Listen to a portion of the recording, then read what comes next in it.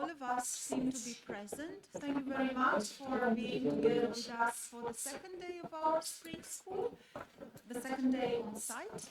We will have a panel with 3 presentations in the morning, then we will have a coffee break, and then we will have probably 1 hour to discuss and to assess the toolkit that was the object of our debate of yesterday and will be of today as well. The first presentation will be the one of Nadia Topay. She's the head of the legal office at the West University of Timișoara. And probably you remember that one of the key issues of the questionnaire that was at the basis of the legal toolkit was about the data protection. One of the key issues was the data protection and the way in which it is dealt with in our universities. So Nadia will present the collection, processing and use of data by the universities in the Alliance. And at the end there will be a questions and answers session at the end, meaning at the end of all the 3 panel of presentations. Nadia? Okay. Good morning, everyone, and welcome to our beautiful city, Timișoara. Today I will speak to you about data, and how can we, EGAI and Alliance, make a database with our student and staff. So, I am sure that everyone knows about what is data. I will here a definition. First of all, it's about a process of systematic gathering. We need a purpose, a particular purpose, but for various sources that has been systematically observed, recorded, and organized. Very important is the purpose of data collection. Why do we collect data? And I put in this presentation 5 reasons. One is to obtain information. I think that is very important. Second, to keep data and record. Third, to make decision about important issue, because it's very, very important that when you make a decision in every aspect of your work, to know on which ground that you make that decision. In the 4th place is the pass information on the others. And the last purpose that I saw in this collection, in this data collection, is research study. I think that that 5 purpose is applied in every aspect of your work, even if it's about student, even if it's about work of administrative staff.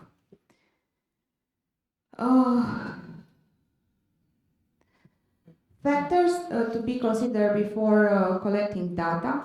It's about the nature, scope, and objective of the inquiry, the source of information, availability of found and availability of trained personnel, and technique of data collection. This is the general aspect of the data protection and data collection. And when I found out about this project EGAI, and we put the question, some question about how can we put together the information about our student and our administrative staff. we saw that and regarding about the European regulation about data protection, we saw that the main obstacle in sharing personal data between the alliance members is the lack of the express consent. I suppose that everyone, everybody, and everyone that you work with the student, when you register the student, they have to sign an information about a note about the fact that all the personal data will be processed by university, but you collected this information only for the only because they are registered to you and will participate to the courses and the seminars and the other stuff that the university is all about. Uh, we never thought that that information could be shared with someone else. So this is the first obstacle to make a database, a common database, is a lack of express consent. And the second obstacle in sharing data is that um, we don't have if we don't have a concrete scope. We don't have a concrete proposal. We don't have a concrete project to share this information. So here is the modality that we could share data. Only if the EGAI and other universities member of the Alliance has a concrete goal of this process. And the second condition is only in the presence of the express agreement of the owners of the data, of the personal data. So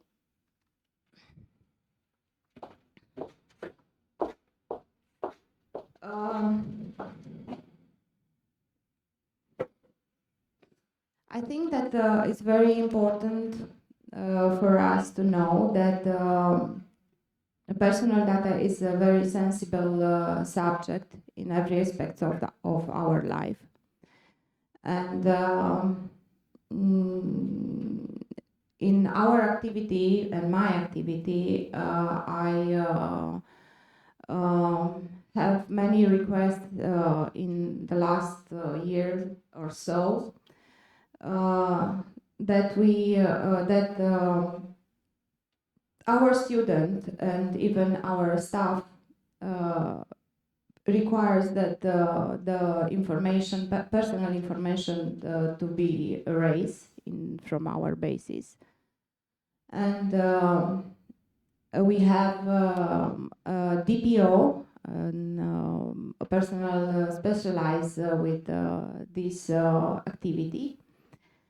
And there are not so many, but we have some case when our student requires to erase the data from different, I don't know, statistics or photograph. They are not willing to be photographed on some events.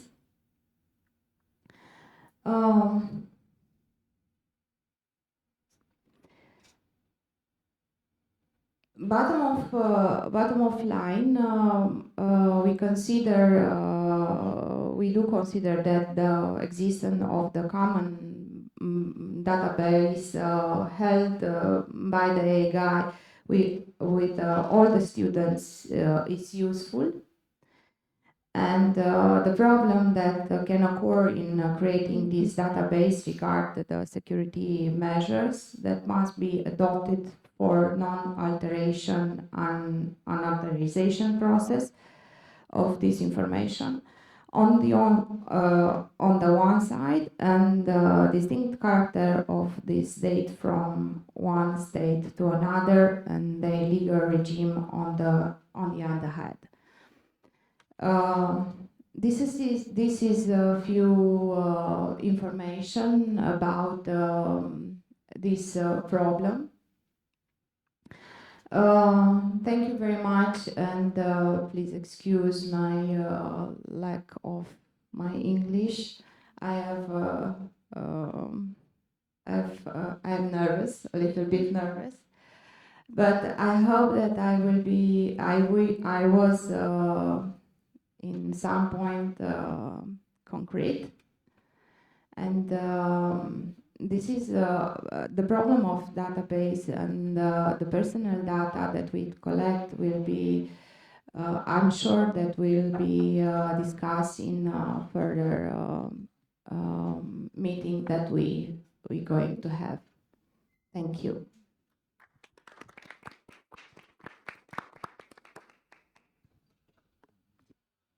Much, Nadia. Just a reminder that all the presentations are now on the drive. Also, the records of yesterday's presentation were online. So you can insert them at your convenience today. And now I think that we will switch again places.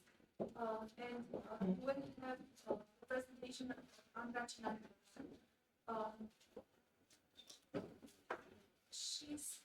She's associated to our project, but also she's part of the intellectual property department at UNITA.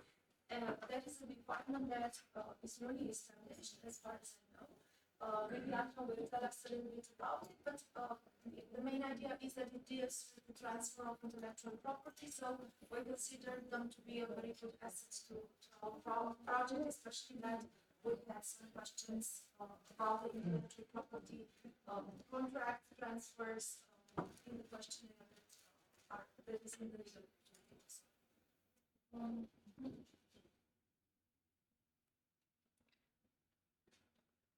Thank you very much, Professor, for this kind introduction. I'm just having a little bit trouble with Finding the presentation. I can find it on this laptop, but it doesn't seem to be totally. I have it in PDF. Maybe that's why. Sorry. I-am tare și de cred că am probleme.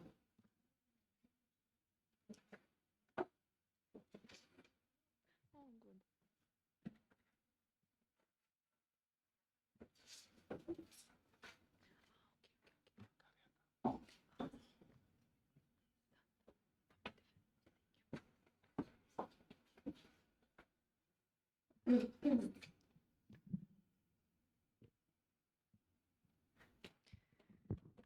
With your permission, I think it would be more comfortable for me, and maybe a bit, we can try to make it a bit more interactive if I sit down.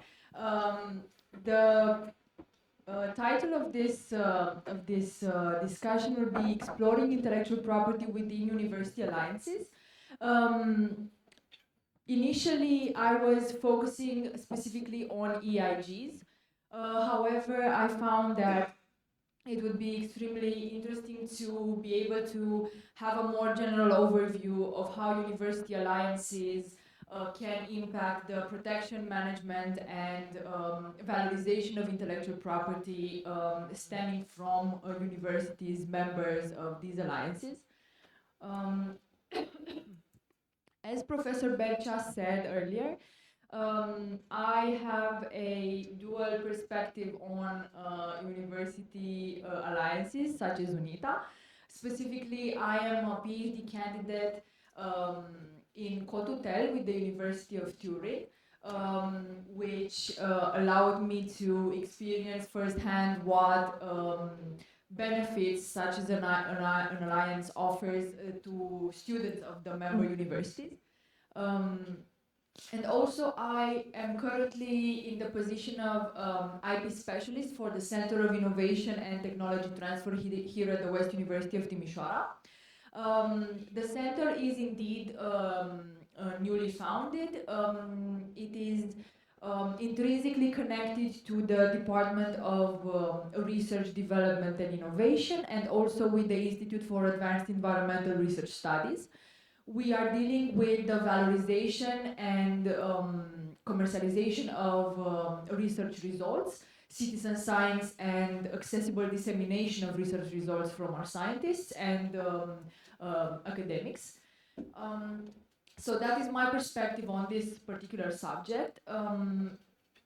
For today, I thought it'd be very interesting to discuss about the distinct legal identity, personality of a university alliance, for example, an EIG, about cross-border issues that might emerge when we are discussing about IP protection and management, ownership of IP in such cases, a little bit about contracts and agreements without entering into much details about the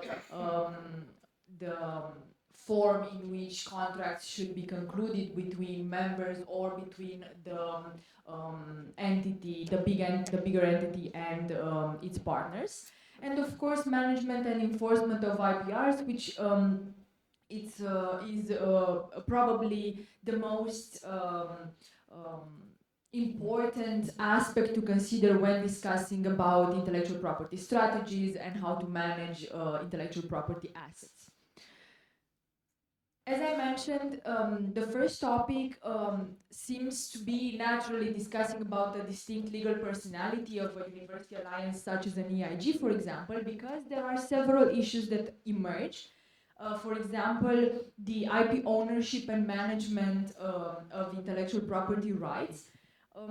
That being said, it is extremely important to grasp that intellectual property protection and intellectual property management is, of course, these comprising of trademarks, copyrights, patents, and trade secrets, is a very important form of keeping a technological edge as a university, and of course as a university alliance, and also being a very relevant player in the market if that is something that the university or the university alliance has as part of its internal strategy.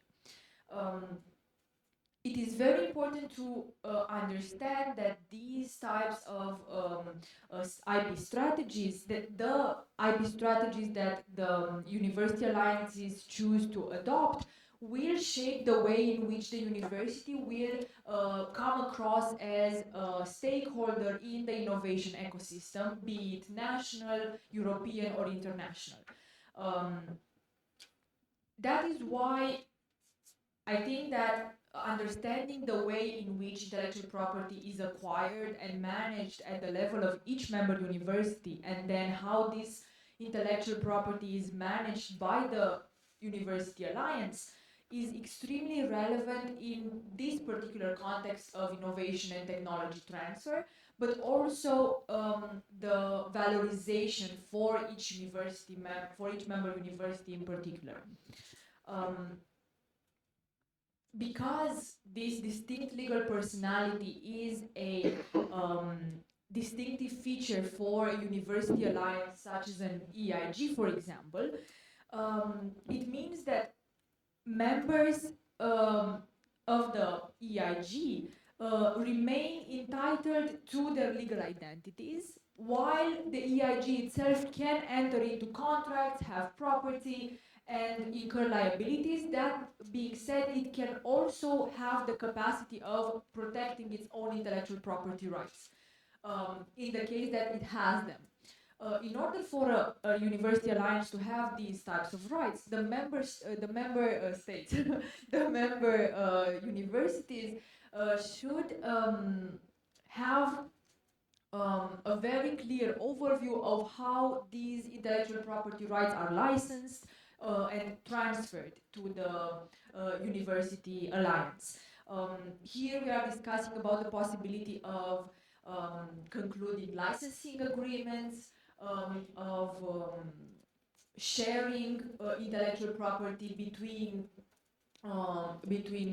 member universities, or simply just having a pool of intellectual property that is managed by the University Alliance, and that is a repository for every university to use and to have part of their own intellectual property portfolio. That would be the most innovative option that a University Alliance could have in order to ensure the facilitation of innovation inside its university walls. However, it might not be the best route to take in case universities are well aware that they might enter tenders, for example, by themselves, or as the discussion went yesterday, the universities might enter into tenders with the EIG as a partner. If the universities choose to license, to transfer all the intellectual property to the University Alliance, they might not have a strong enough pool of intellectual property on their own in order to remain relevant in the innovation ecosystem. This idea of IP ownership and management refers specifically to the strategy that the EIG takes together with its members in order to reach the common goal of becoming relevant players, both academically, in the field of innovation, research, development, and innovation, and of course in the market. This autonomy that the EIG, for example, would have to hold and to protect these various types of intellectual property is not only separate from the rights of its members, but also makes us understand that there is no reason to believe that the EIG could not go in front of any national or European institution and apply for example, for a trademark registration or for a patent. So there is no reason to think that it would be considered or viewed something else as any other legal entity. With the mention that it would have to provide proof of its ownership over this particular intellectual property. This could bring out some very relevant issues in national legislation, because, for example, an EIG might not be able to provide enough evidence for a national office of intellectual property. In Romania, it's called OSIM. That a certain patent belongs to it as a legal entity because there are not sufficient employer-employee connections between the EIG and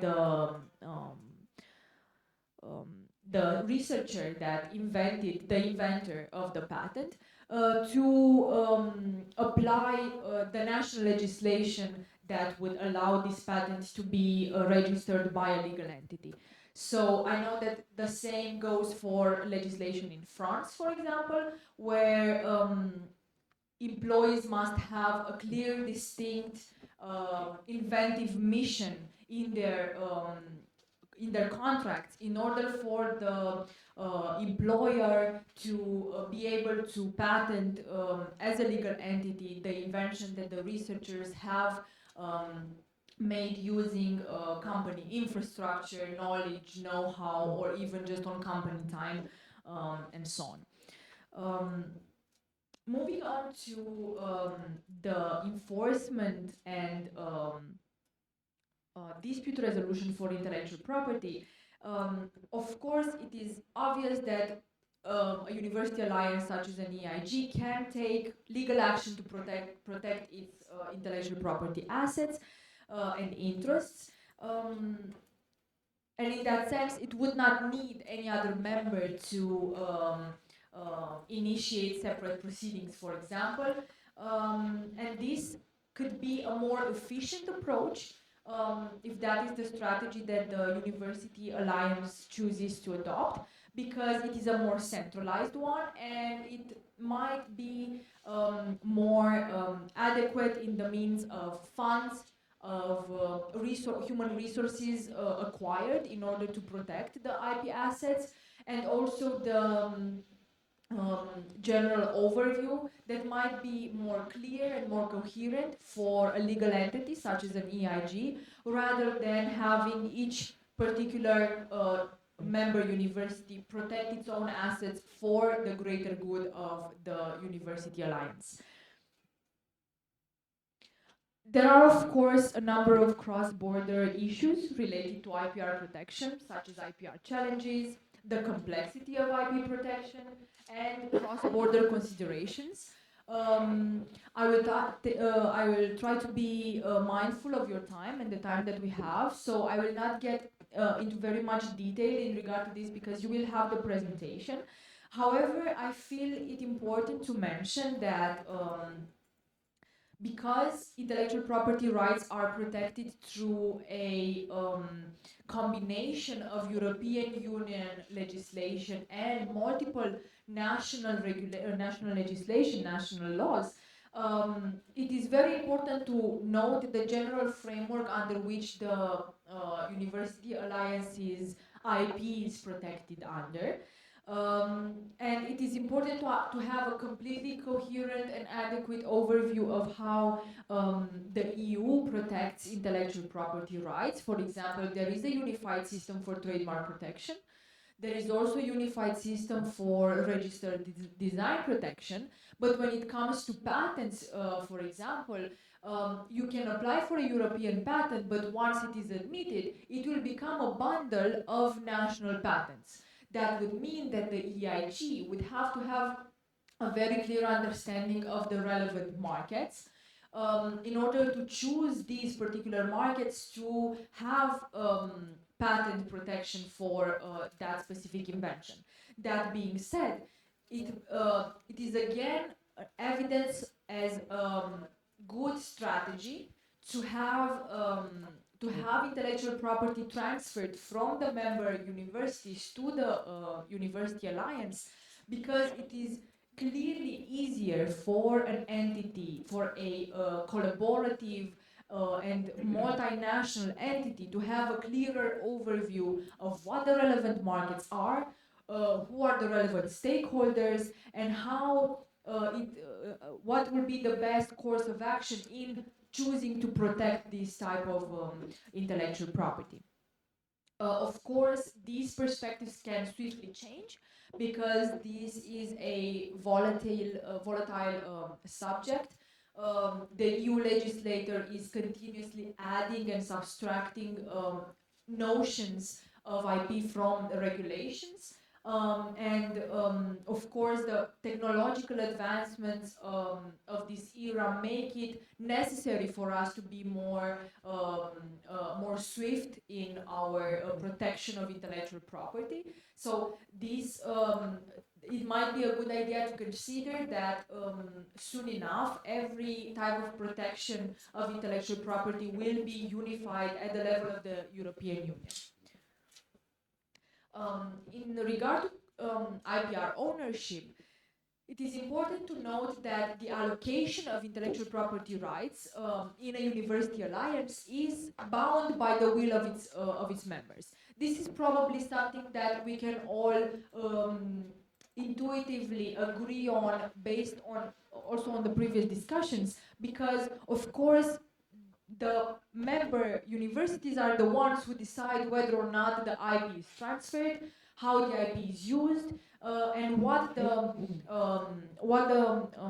University Alliance can do with this particular intellectual property. As Andra said yesterday, if you remember, that there is nothing being taken away from the universities, but rather it is a tool used by the universities to have a more swift and a more efficient more perspectives actually, because it can be discussed from the perspectives of the academia, research and development, commercialization and so on. In my presentation you will find that I have written about things that could be provided in the foundational agreement of the entity, or how universities must think ahead when they decide to license these intellectual property rights. But as I said, I am trying to be mindful of the time, and so I will conclude with management and intellectual property rights enforcement. Here I managed to have an overview of 3 points: internal policies and procedures, meaning that the entity, the bigger entity, can adopt protocols for recording, documenting, and tracking its own IP assets and the IP assets of the member universities through a designated position inside its own entity, and therefore we can discuss about the pool of IP that is being solely managed by the EIG, or we can discuss about a repository in which each member provides its intellectual property rights and which can be used by other member states. This would look almost like an open access license, but without actually licensing the IP rights through Creative Commons, for example. So it will be clear that only other member universities can use that IP, maybe set some boundaries, some limits, for example, non-commercialization, or the obligation to um, um, follow the same type of licensing and so on.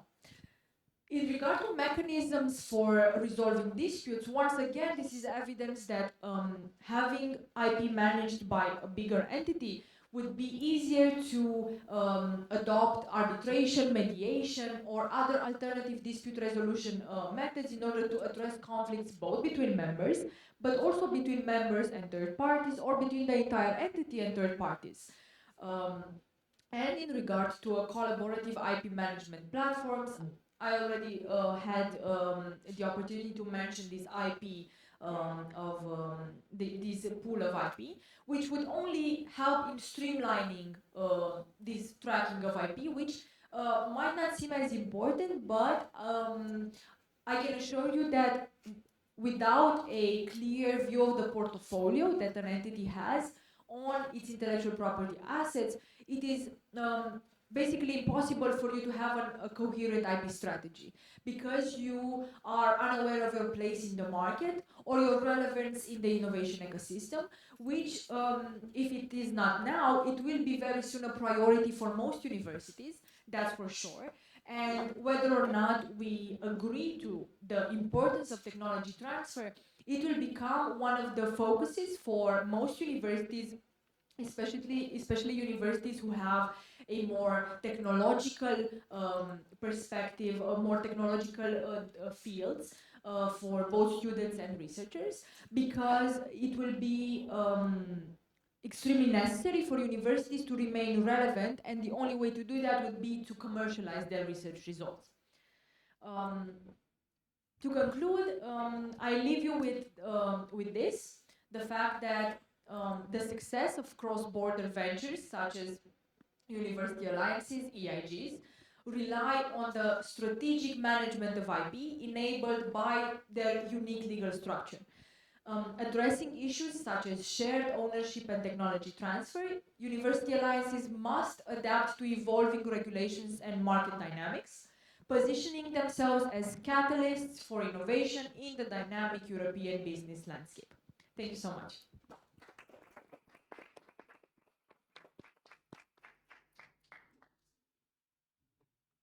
Thank you, Andra.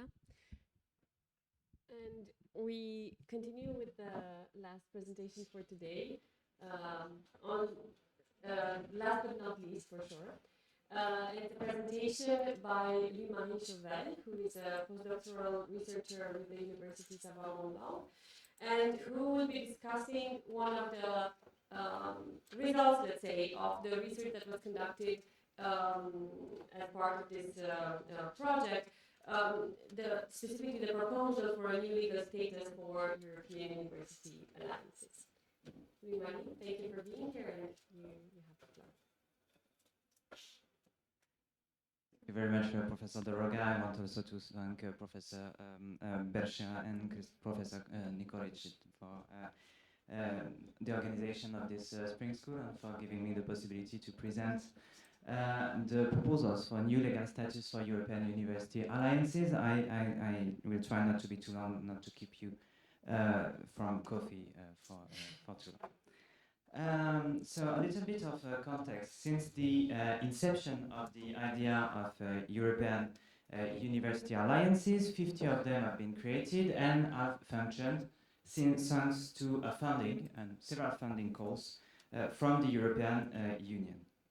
Some of them have entered now their consolidation phase and might receive further funding for their functioning, but it is not necessary to ensure their proper long-term functioning, and in that view, to structure the universities around a legal entity might be a way to do so.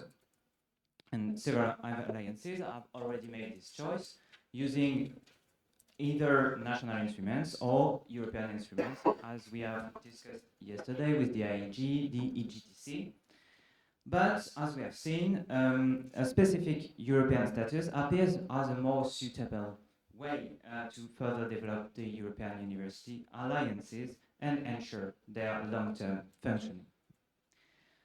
This has been one of the objectives also of the pilot projects, such as EGAI, and the possibility to create a specific structure has been also foreseen by the Commission in its 2022 strategy for European universities.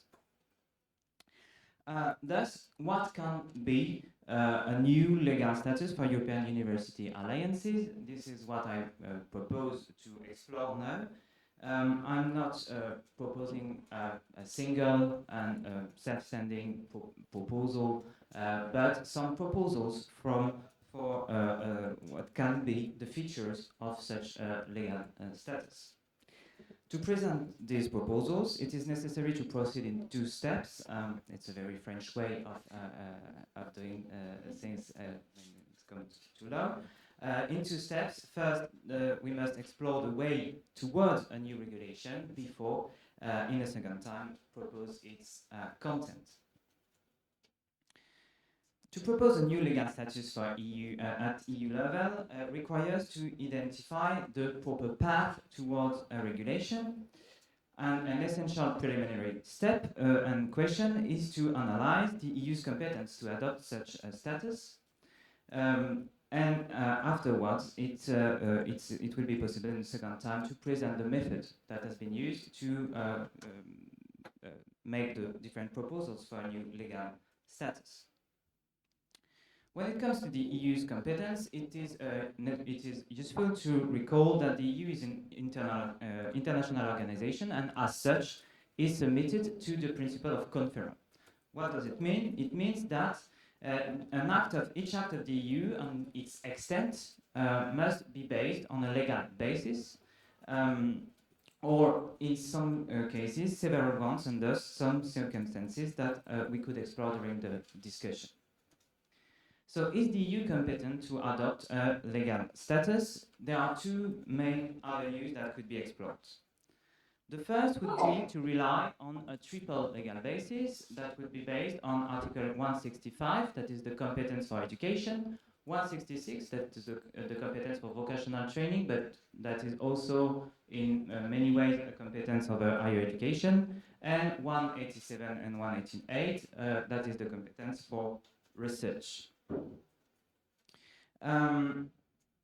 In fact, indeed, the legal entity would pursue the different objectives of these different policies. However, it must be kept in mind that not everything can be done with this legal basis, and it is not sure that a legal status can be adopted under this legal basis. First, no harmonization of national legislation could be achieved using these different legal bases, and in particular 165 and 166. And but it does not prevent the EU from creating a legal entity and a legal status, as the court has decided in a case in 2006. However, under Article 165, the EU can only adopt incentive measures, and it is not sure that creating a legal entity is, could qualify as an incentive measure, as the courts of the EU have not yet given an interpretation of what constitutes an incentive measure. And there are also some uncertainties when it comes to 187, the competence for research, because under the competence for research, it is possible to create legal entities, but it is only provided for the management of union programs. However, this triple legal basis would be convenient for several reasons, and mainly because it would only require to gather the majority of the Council and not unanimity. But if it were not possible to rely on this first avenue, another avenue would be the subsidiary legal basis that is found at Article 352 of the TFEU. This alternative legal basis requires to gather three conditions. I will not delve into these three conditions, but I think that these conditions could be gathered here. And mainly one of the conditions is that the necessary powers have not been given to the EU directly. And here we would use Article 352 only if the previous legal basis were not possible. So it could mean that the EU does not have the proper competence, and therefore Article 352 could maybe be used. It should be noted also that this has been the legal basis for the creation of several legal statuses, such as the EIG, the European Society, the European Cooperative Society. However, it has two main disadvantages. First, it would not allow any harmonization, and second, and maybe the main disadvantage, it would require the unanimity in the Council.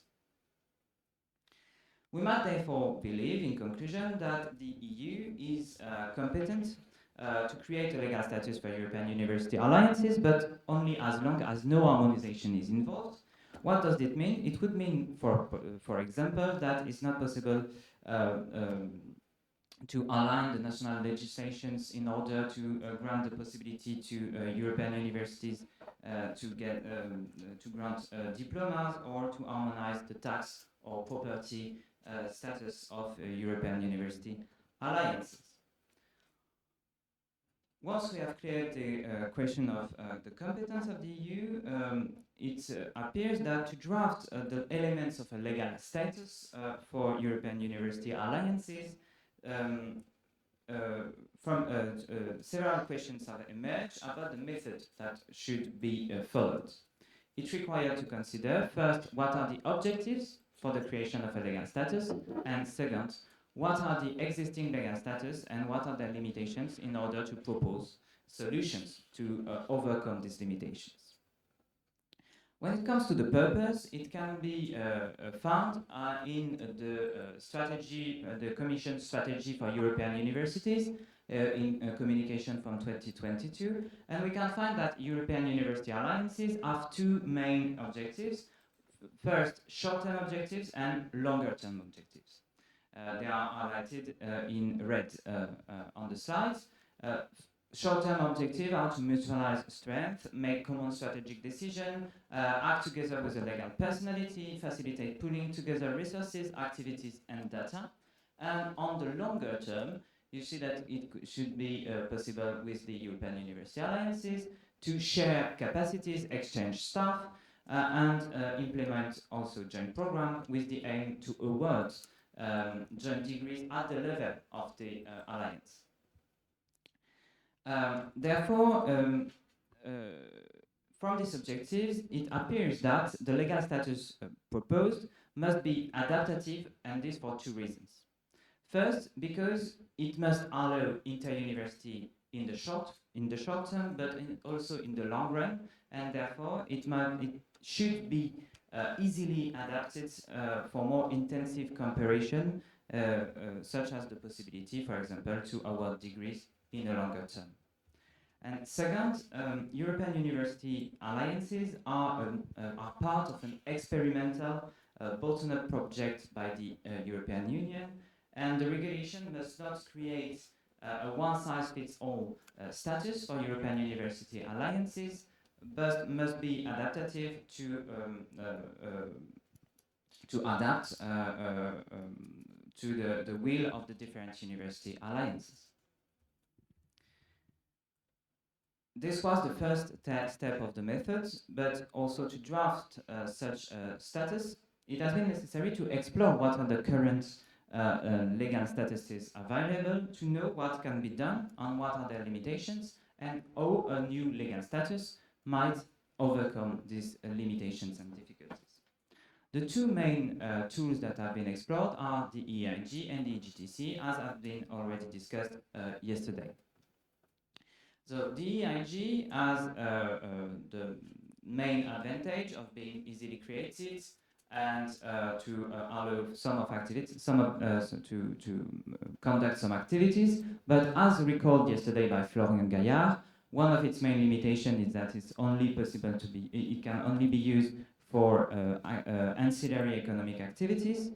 And also, it should be noted that it is not accessible for non-EU members, and it has no possibility to adopt bylaws. When it comes to the EGTC has the advantage of being the main legal status in the EU for cooperation between public entities, but it has also some limitation, because the extent of the competence of EGTCs when it comes to academic activities is uncertain. The access, the membership for non-EU members and private higher education institutions is also uncertain in some ways, and the possibility to adopt bylaws is not very clear.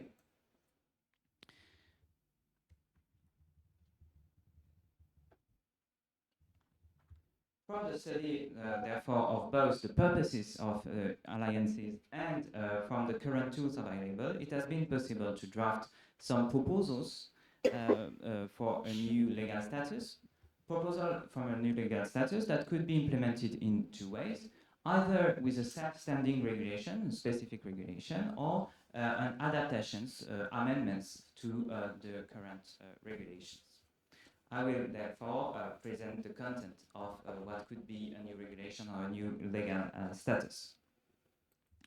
First, I would like to underline that for practical reasons, it is possible to draw inspiration from the EGTC regulation, and in particular for the outline of a new legal status, because the EGTC is a recent the EGTC regulation is a quite recent regulation with a close purpose to the one of creating a legal status for university alliances. Therefore, I will concentrate in my presentation on the main novelties for inter-university cooperation, and these novelties will relate first on the creation and membership of a legal entity, and then on the powers and governance structure of a legal entity.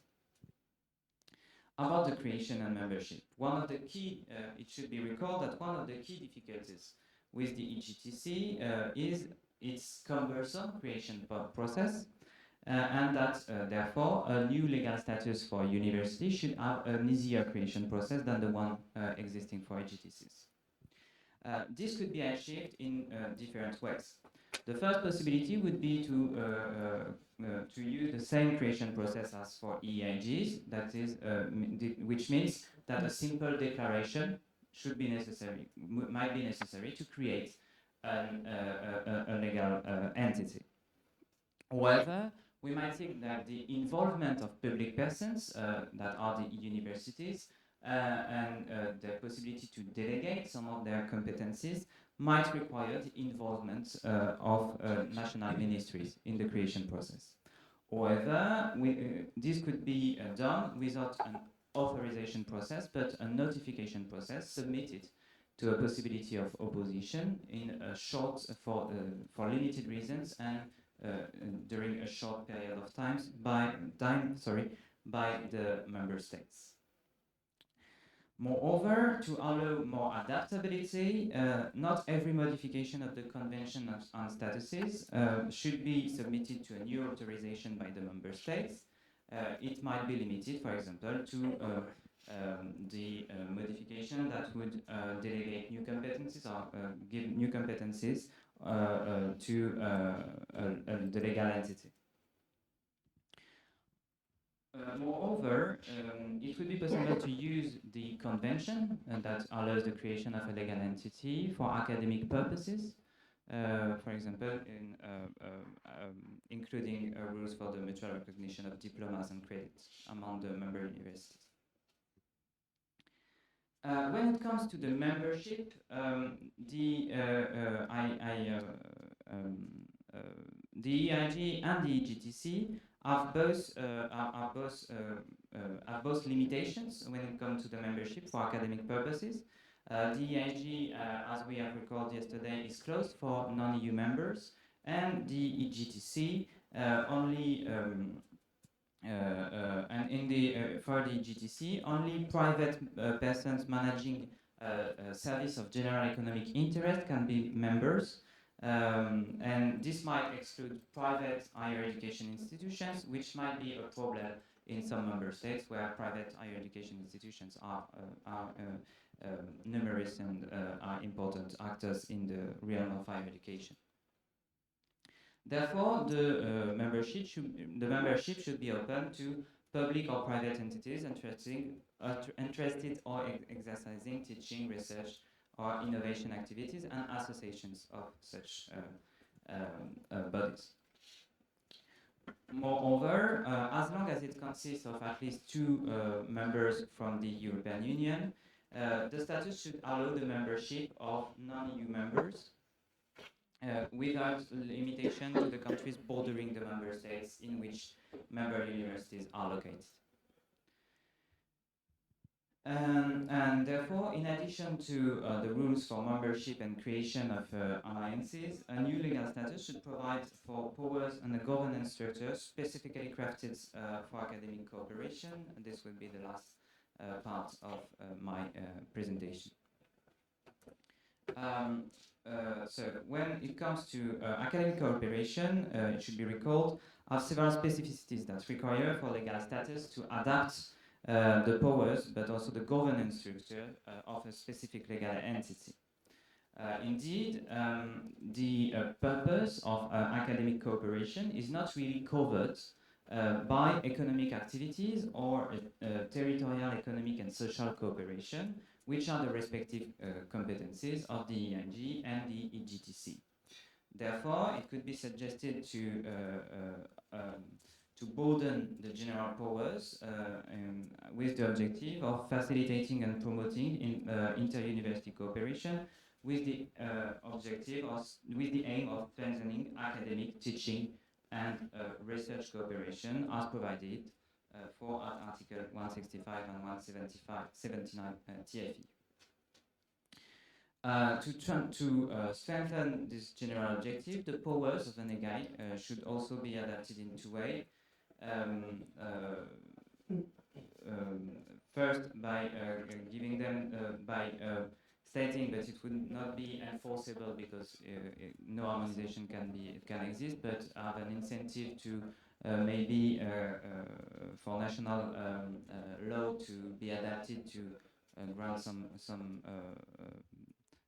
some powers of higher education institutions to alliances, and also the possibility to, for a long-term perspective, to adopt bylaws, to adopt the terms and conditions of a PFAS of an infrastructure, the terms of on condition of a SGI that would be managed by the European University, or the terms of condition of a possible curriculum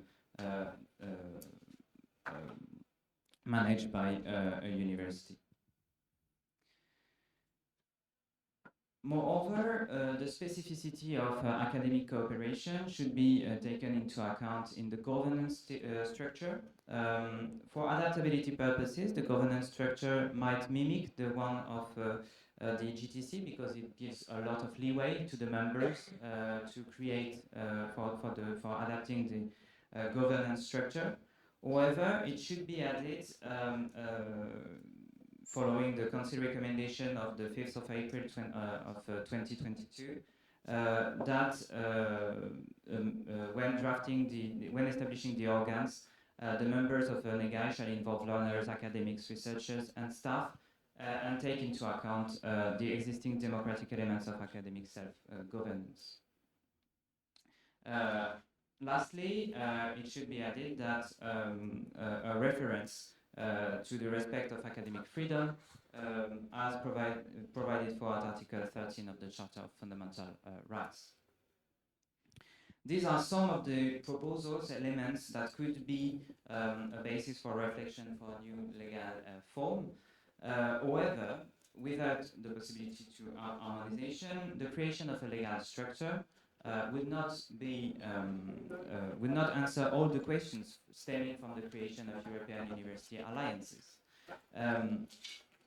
Many elements would still rest on national legislation and other EU regulations, such as the ones that we have explored today and yesterday, as well as on other conventional links between the different universities of an alliance. I thank you very much for your attention and remain available for questions.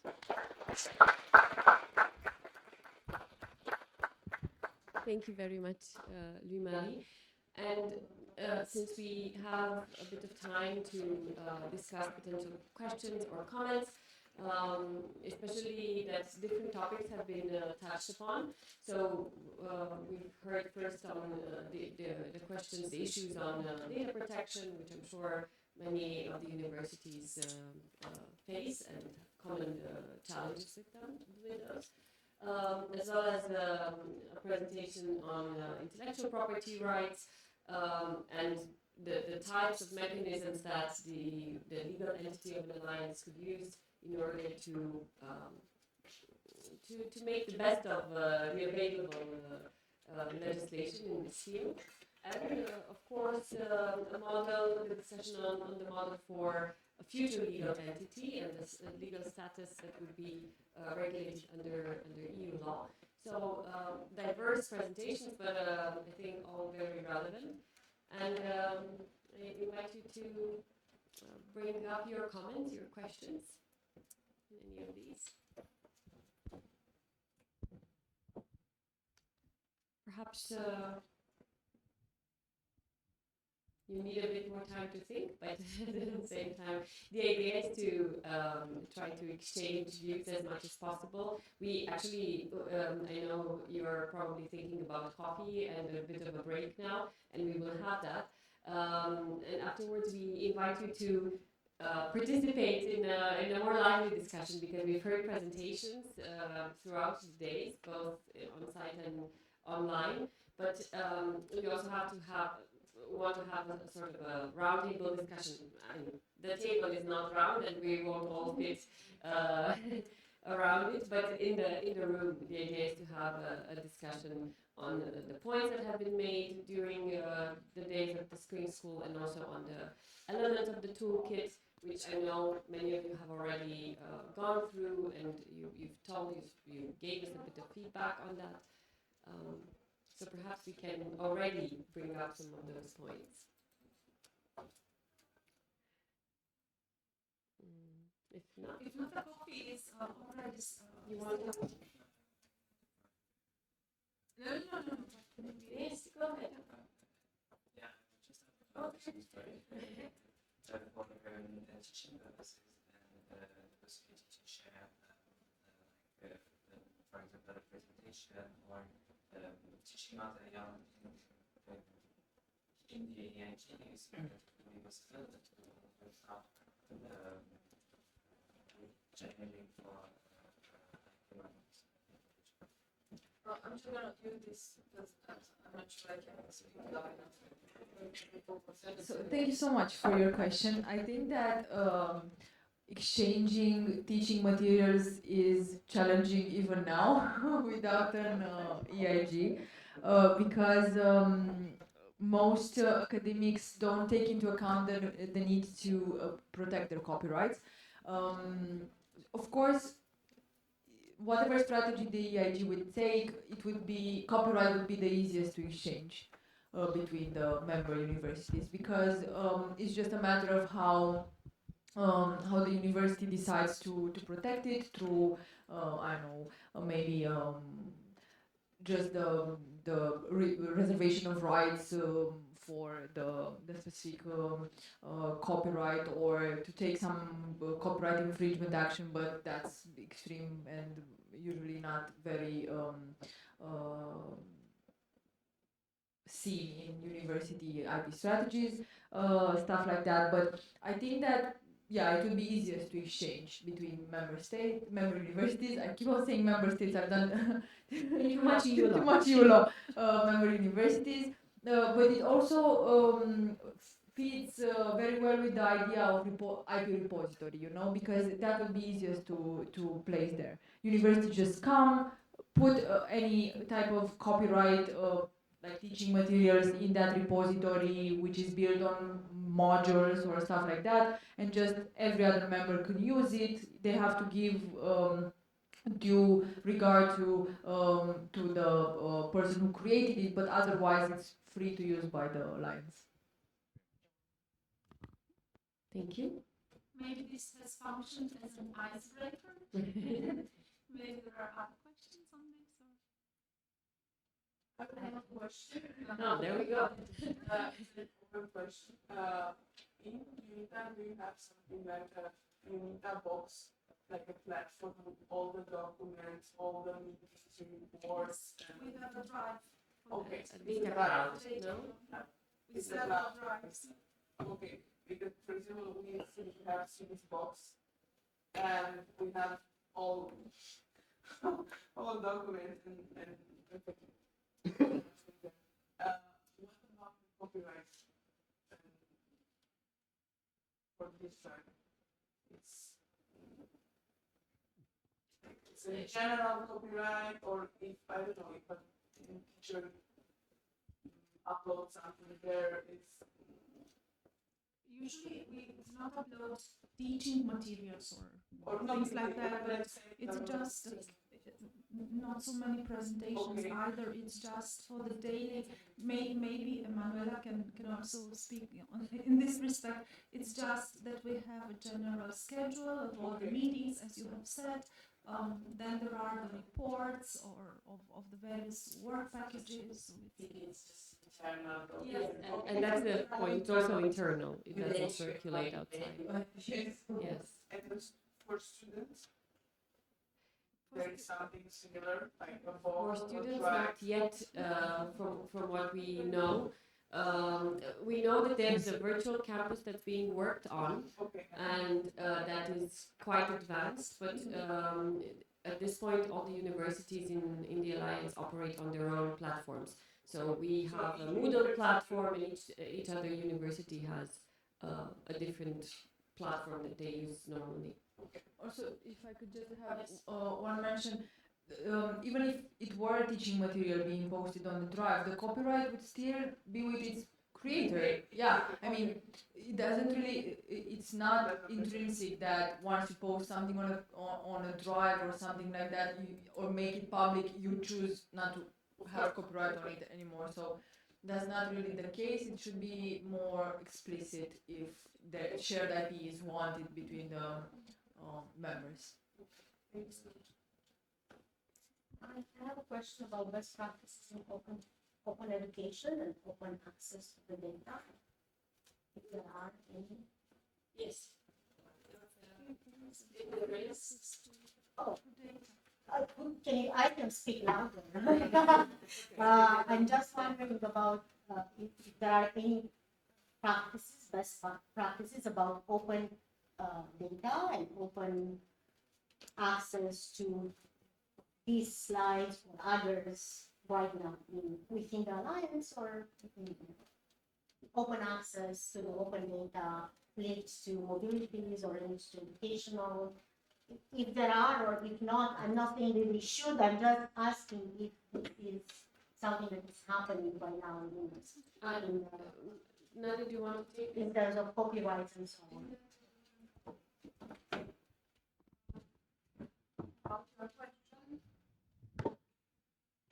About your question, we don't have an open access to data. So we want the opposite. Sorry? There is the opposite of that.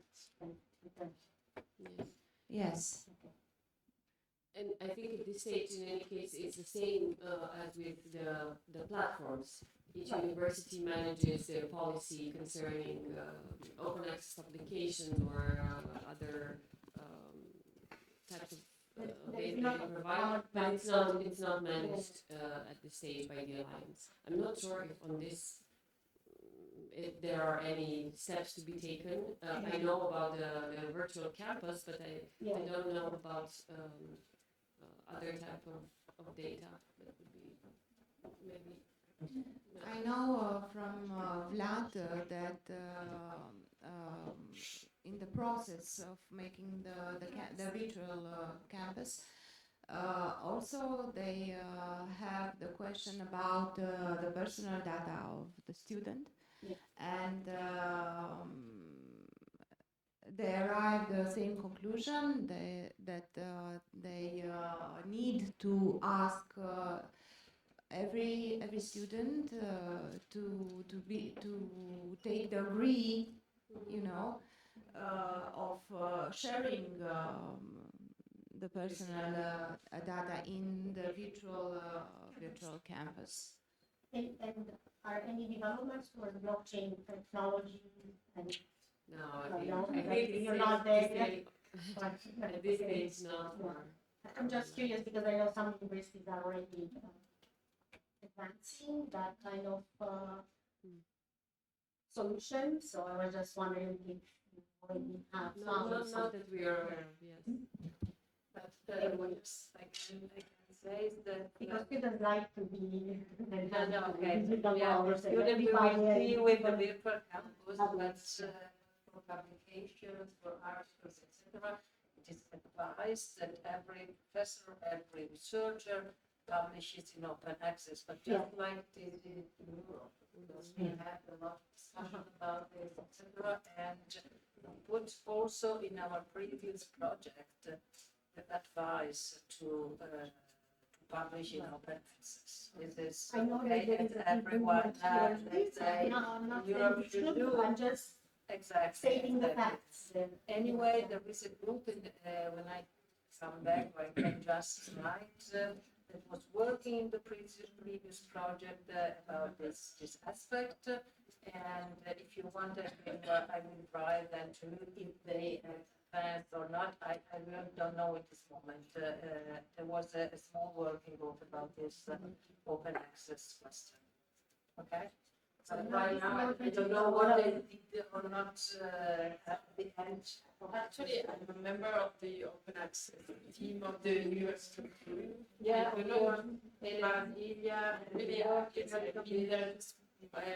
we had just 1 minute. So I was just in 1 minute, so yeah, just be aware of what we are doing.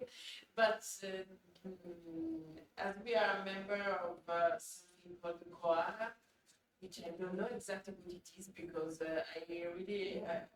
am new in this kind of activities, but we are asked to develop a strategy for open publication and then also that the university is funding researchers because the problem of open access is that it really costs a lot.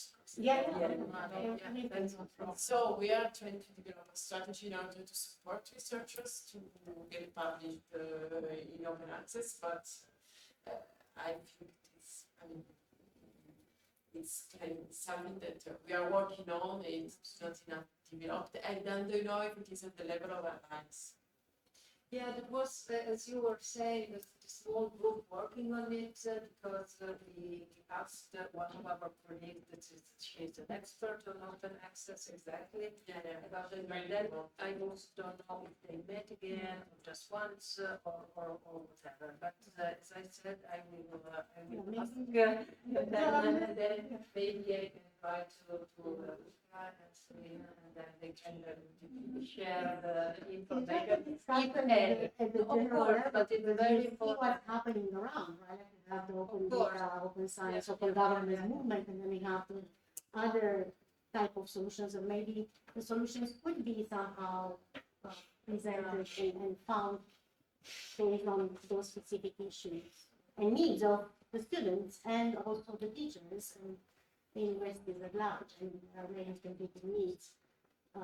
I will let you know if we Yeah, have any So no process, blockchain, any I ongoing think process.